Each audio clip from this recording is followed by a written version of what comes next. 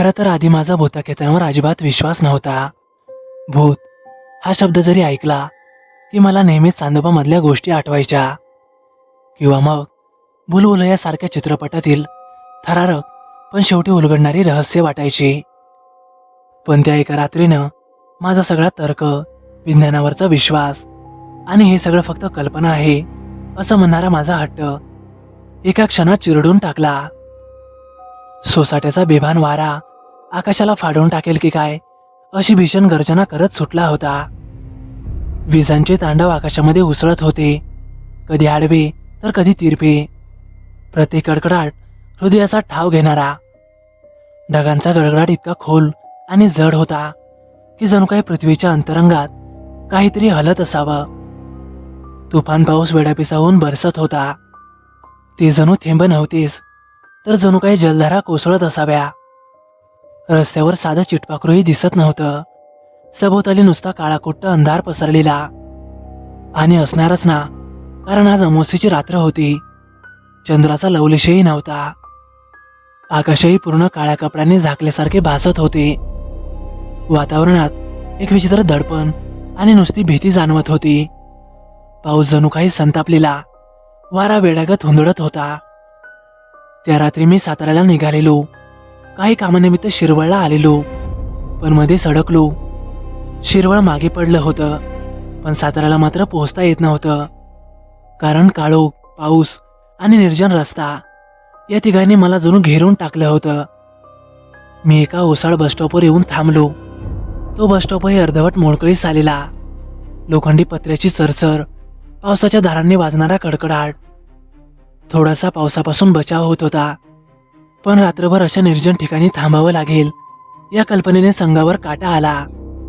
सभोवती वस्ती नव्हती, फक्त दूरवर पसरलेली शेतं. काळ्याकुट्ट आकाशाखाली वाऱ्याने हलणारी उंच पिकं जणू काही जिवंत सावल्या भासत होत्या. मी थंडीनं कुडकुडत तसाच त्या बसस्टॉप खाली उभा होतो. पावसाचा वेग जरा तरी थांबेल या आशेने मी त्या काळोख्या रात्रीची परीक्षा तशीच सहन करत होतो. पण पाऊस मात्र अजिबातच थांबायचं नाव घेत नव्हता.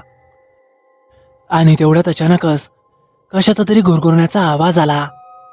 तो आवाज मानवी नव्हता, एखाद्या प्राण्याचा असावा, पण नेमका कशाचा आहे ते मात्र अजिबात कळायला मार्ग नव्हता. विजांचा कडकडाट, ढगांचा गडगडाट आणि त्या गुरगुरण्याचा आवाज या तिघांनी मिळून माझ्या छातीत भीतीचा गोळा निर्माण केला. पोटात अक्षरशः गोळाच आला.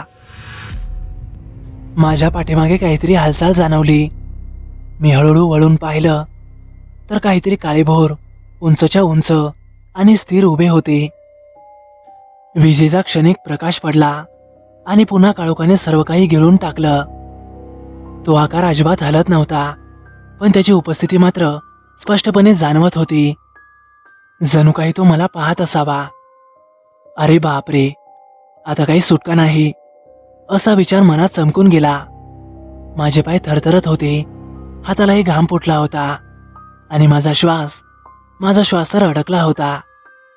सहजच माझे लक्ष समोर गेले तर समोरच्या शेतात उंच पिकामध्ये पेटत्या मशाली नाचत होत्या. हो, त्या मशालीच होत्या, वाऱ्याच्या झोतांनी थरथरणाऱ्या, कधीतरी वर उंच उचलल्या जाणाऱ्या तर कधी खाली झोकणाऱ्या. त्या नाचत नाचत रोडच्या दिशेने येत होत्या, जिथे माझी बाईक उभी होती. ते दृश्य बघून माझ्या अंगातलं रक्तच गोठलं. त्या मशालींचा वेग वाढत होता की माझी भीती वाढत होती हेच मला अजिबात कळत नव्हतं. त्या प्रकाश किरणांच्या मागे काही सावल्या हलत होत्या. देवानारायणा, सगळं काही संपलं आता. मनात एकच विचार घुमू लागला आणि तेवढ्यातच एक भरधाव ट्रक समोरून गर्जना करतच आला. त्याच्या हेडलाईटचा पांढरे प्रकाश पावसाच्या धारा चिरतच माझ्यावर येऊन पडला. मी अक्षरशः धावतच पुढे गेलो आणि त्या ट्रकला थांबण्याचा इशारा केला. तो ट्रक हळूहळू माझ्या बाजूलाच येऊन थांबला. आहो, साताराला सोडता का प्लीज? माझा आवाज थरथरत होता. खिडकीतून एक चेहरा बाहेर डोकावला. विजेच्या चमकण्यात त्याचा चेहरा क्षणभर उजळला. त्याचा चेहरा रापलेला, थकलेला, पण डोळ्यात काहीतरी गोड होतं. तो एका घोगऱ्या आवाजात म्हणाला, "वय, बसा की." मी क्षणाचाही विचार केला नाही. बाईक, मशाली आणि ती काळी आकृती सगळं काही मागे टाकलं आणि लगोलगच ट्रकमध्ये चढलो. दरवाजा बंद झाला. बाहेरचा आवाज थोडा मंदावला. मी गच्च डोळी मिटून घेतली. "पाहुणं, काय झालं तुम्हासनी? काय विपरीत बघितलं का काय?" ड्रायव्हरचा आवाज कानावर पडला. माझ्या तोंडातून शब्दही फुटेना. घसाही कोरडा पडलेला. मी फक्त समोर रस्त्याकडे पाहतच बसलो. ट्रक आता पावसाला चिरत पुढे धावत होता. वायपरची लयबद्ध हालचाल, इंजिनचा घरघराट आणि बाहेरचा अंधार. बराच वेळ मी त्याच्याशी काहीही बोललो नाही. ट्रक मात्र सुसाट चालत होता. मी हळूच त्याच्याकडे पाहिलं. तो एकटक समोर बघत ट्रक चालवत होता. क्षणभर माझ्या डोक्यात विचार चमकला. आयला, ट्रक ड्रायव्हरांचं आयुष्यही अवघड आहे का? अजिबात डोळेही मिटवता येत नाहीत. थोडं पुढे गेल्यावर तो म्हणाला, "पाहुणं, ट्रक आत जाणार आहे. हायवेला उतरावं लागल." मी फक्त मानेने होकार दिला. ट्रक थांबला आणि मी खाली उतरलो. पावसाचा जोर आता कमी झालेला. मी हात खिशात घालून पैसे काढायला लागलो. पण इतक्यातच ट्रक भरधाव वेगाने पुढे निघून गेला. मी जरा थबकलो. "अहो पैसे." शब्द ओठांवरच अडखळले. रस्त्याच्या बाजूलाच एक जुनी रिक्षा उभी होती. ड्रायव्हर शांतपणे बसलेला, जणू काही माझीच वाट पाहत असावा. मी झटक्यातच जाऊन रिक्षात बसलो. अंगातली थरथर अजूनही थांबलेली नव्हती. घरी पोहोचेपर्यंत मी पूर्ण घामाने भिजलेलो होतो. पावसामुळे की भीतीमुळे ते मात्र मला स्पष्टपणे कळालेलं नव्हतं. घरी आलो तेव्हा अंगात ताप सणकून भरला होता. बायकोनं घाईघाईनंच कॉफी दिली आणि एक तापीची गोळीही दिली. आई काहीतरी विचारत होती, पण माझ्या दातावर दात आपटत होते, कारण थंडी अंगात शिरलेली. डोळे मिटले की मशाली दिसायच्या आणि कधी कधी तो काळा आणि उंच आकारही दिसत होता. आणि कधी नवत त्या ड्रायव्हरचे उघडे डोळेही दिसायचे. बऱ्याच वेळानंतर कसंबसं मला झोप लागली. सकाळी डोळे उघडले तेव्हा क्षणभर मला असं वाटलं, कालचं सगळं एक भयानक स्वप्न होतं. खिडकीतून आत शिरणारी सूर्यकिरण घरात निवांत खेळत होती. अंगणातल्या तुळशीवर पाण्याचे थेंब चमकत होते. आकाशही एकदम निरभ्र होतं.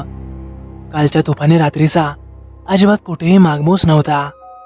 पण माझ्या अंगात मात्र कालची रात्र अजूनही जिवंत होती. डोकं एकदम जड झाल्यासारखं. अंगातला ताप थोडा उतरला होता, पण हाडं मात्र दुखत होती. घशात जरा कोरडेपणा. मी जरा उठून बसलो. आई देवाजवळ दिवा लावत होती आणि बायको स्वयंपाकघरात स्वयंपाक करत होती. घरात सगळं काही सुरळीत चाललेलं, पण माझ्या मनात अजूनही एक वादळ उसळत होतं. मी हातातला वर्तमानपत्र उघडला. पहिल्याच पानावर मोठी बातमी ठळक अक्षरात छापलेली होती. शिरवळजवळ भीषण अपघात, ट्रक चालक जागीच ठार. माझ्या छातीत धडधड वाढली. माझ्या हातपायही थरथरू लागले. मी बातमी वाचू लागलो. काल दुपारी 3:30च्या सुमारास शिरवळजवळील निर्जन वळणावर एका भरधाव ट्रकचा भयानक अपघात झाला आणि चालक जागीच ठार झाला. ती बातमी वाचून माझा श्वासच अडकला. दुपारी माझ्या डोळ्यासमोर कालची रात्र उभी राहिली. काळोख, पाऊस, त्या मशाली आणि तोच ट्रक. मी बातमीखालील फोटोवर नजर टाकली. ट्रकचा नंबर स्पष्ट दिसत होता. हा तोच नंबर आणि तोच ट्रक होता. आणि बाजूला छापलेला ड्रायव्हरचा फोटो. तर तो चेहरा रापलेला, थोडासा हसरा. पण आता फोटोखाली एक शब्द ठळक, तो म्हणजे मृत. माझ्या हातातून पेपर खाली पडला. घसा जरा कोरडा पडला. हे कसं शक्य आहे? माझ्या तोंडून पुटपुटलं. तो अपघात दुपारी झाला होता. बातमी स्पष्ट सांगत होती, चालक जागीच ठार. मग काल रात्री मला लिफ्ट कोणी दिली? माझ्या कपाळावर घामाच्या धारा फुटल्या. सकाळच्या शांत वातावरणात मला पुन्हा कालचा गडगडाट ऐकू येऊ लागला आणि माझ्या कानात घुरघुरण्याचा आवाज घुमू लागला. मी झटक्यातच मित्राला फोन लावला. माझा आवाज कापत होता. "अरे लवकर माझ्या घरी ये. चल, आपल्याला जरा बाहेर जायचंय." माझा मित्र माझ्या घरी आला. त्याची बाईक घेऊन थोड्याच वेळात आम्ही त्या ठिकाणी पोहोचलो. तोच बसस्टॉप, तेच निर्जन वळण, शेतही अगदी तशीच पसरलेली. पण आता सगळं काही शांत होतं. आकाश स्वच्छ, शेतात काम करणारे 2-3 शेतकरी दूरवरूनच दिसत होते. पण त्या ठिकाणी मात्र एक विचित्र गारवा होता. आम्ही पुढे गेलो. ट्रक अजूनही तिथेच उभा होता. पुढचा भाग चकनाचूर झालेला, लोखंडी पत्रे वाकलेले, काचांचे तुकडे रस्त्यावर सर्वत्र पसरलेले आणि ब्रेकच्या खुणा ह्या अजूनही दिसत होत्या. माझ्या अंगावर सरसरून काटाच आला. हा तोच ट्रक, मी असं पुटपुटलो. मित्राने नंबर प्लेटकडे पाहिलं. हो रे, तोच आहे. मी ट्रककडे बघतच राहिलो. काल रात्री मी ज्या दरवाजातून आत चढलो, ही तीच बाजू. बाजूलाच तो ट्रक ड्रायव्हर बसलेला होता. स्टेअरिंगवर त्याचे हात होते. पण त्या ठिकाणी आता रक्ताचा सडा पडलेला होता. पण बातमी सांगत होती तो दुपारीच मेला होता. माझ्या छातीत एक थंड लाट उठली. चल, आपण हॉस्पिटलला जाऊन पाहूयात, मित्र असा म्हणाला. आम्ही सिटी हॉस्पिटलमध्ये पोहोचलो. कॉरिडॉरमध्ये एकदम शांतता पसरलेली. भिंतीवरच्या घड्याळाचा टिकटिक असा आवाज स्पष्टपणे ऐकू येत होता. मृतदेह ठेवलेल्या खोलीत आम्हाला नेण्यात आलं. माझे पाय जड झाले होते. दरवाजा उघडला. एक पांढरं चादर पांघरलेलं शरीर. हळूच चादर बाजूला करण्यात आली आणि समोर तो चेहरा, तोच जो काल रात्री मला म्हणाला होता की या बसा, घोगऱ्या आवाजात विचारपूस करणारा. पण आता त्याचे डोळे मिटलेले, चेहऱ्यावर मृत्यूची शांत छाया. मी अक्षरशः घाबरून मागे सरकलो. हा तोच आहे, मी असा कुजबुजलो. मित्र माझ्याकडे अविश्वासाने पाहत होता. अरे काय बोलतोयस तू? हा तर काल दुपारीच मेलेला आहे. मी कालची सगळी हकीकत त्याला सांगितली. बसस्टॉप, घुरघुरण्याचा आवाज, ती मागे उभी असलेली काळी आकृती आणि शेतातल्या मशाली, ट्रक, त्याचा आवाज आणि मला सोडणं, सगळं काही मी त्याला एका दमातच सांगून टाकलं. मित्र काही क्षण शांत राहिला. मग एका हळू आवाजात म्हणाला, अरे तुझं नशीब चांगलं म्हण. काल अमावस्या होती. ती जागा, लोक म्हणतात ती जागा खूप वाईट आहे. अनेक अपघात झाले तिथं. ते ऐकून मी थरथरलो आणि तेवढ्यातच मागून एक टाहो ऐकू आला. एक बाई तिच्या तान्याबाळाला सावरत आणि मोठ्याने रडत आमच्याच दिशेने येत होती. ती आमच्या जवळ आली आणि त्या ट्रक ड्रायव्हरच्या छातीवर हात ठेवून रडायला लागली. तिचा चेहरा बघताच माझ्या संपूर्ण प्रकार लक्षात आला. कारण ही तीच बाई होती जिला आम्ही 2 महिन्यांपूर्वी मदत केलेली. झालं असं होतं की ती तेव्हा पोटोशी होती आणि तिला हॉस्पिटलमध्ये नेत असतानाच अचानक रुग्णवाहिका बंद पडली आणि तेव्हा आमचीच गाडी तिथून जात होती. आम्ही लगेच तिला मदत केली आणि हॉस्पिटलमध्ये पोहोचवलं. तिच्यासोबत 4-5 माणसं होती. कदाचित तो ट्रक ड्रायव्हरही तिच्यासोबतच असावा. पण तेव्हा मी त्याकडे जास्त लक्ष दिलं नव्हतं. त्याची आम्ही संकट काळात मदत केलेली आणि म्हणूनच कदाचित त्या ट्रक ड्रायव्हरने माझा जीव वाचवला असावा. माझ्या डोक्यात कालचं दृश्य पुन्हा जिवंत झालं. तो ट्रक ड्रायव्हर थांबला नसता तर, किंवा त्या मशाली जवळ आल्या असत्या तर, तो काळा उंच आकार, बहुतेक त्याने मला मारलं असतं. मी नकळतच हात जोडले आणि त्याचे आभार मानले. त्या बाईने क्षणभर माझ्याकडे पाहिलं. ती बहुतेक थबकली असावी, पण आता तिच्यावर दुःखाचा डोंगर कोसळलेला, म्हणून तिच्या डोळ्यात अजूनच पाणी आलं आणि तिने मोठ्याने टाहो फोडला. त्या ट्रकवाल्याने माझी मदत केली होती. त्याने मला त्या जागेतून बाहेर काढलं होतं. कदाचित त्यालाच ठाऊक होतं की त्या रात्री तिथे काय भटकत होतं, किंवा कदाचित त्याच्याही सोबत काहीतरी विपरीत घडलं असावं आणि म्हणूनच त्याने माझी त्यापासून रक्षा केली होती. माझ्या अंगावर पुन्हा काटा आला. हॉस्पिटलच्या थंडगार वातावरणात उभं राहून मला एक गोष्ट स्पष्ट जाणवली होती.